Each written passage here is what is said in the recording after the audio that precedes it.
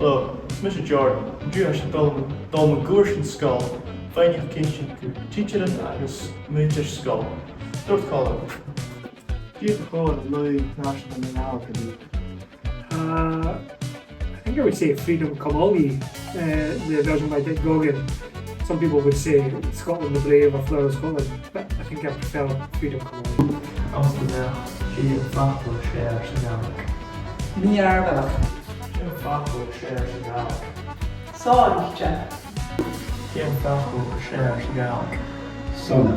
Hon fachú, díobh Gaelic go cíal go Cúltar. díobh fachú séir sa Gaelic. Macaríú. Amsterdam, díobh fachú séir sa Gaelic. Ceol. Amsterdam, díobh fachú séir sa Gaelic. I think I would say my favourite word is Sgoil. Díobh fachú séir sa Gaelic. Stálam bíle fachú caws baideach.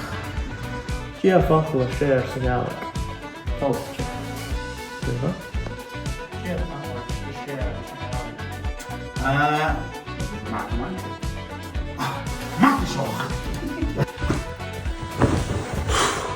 Tá mér torfaris ar a bhí géisteach rí títeach is na Scoil an fatan lá. Tá bléibh an géisteach. Cheery.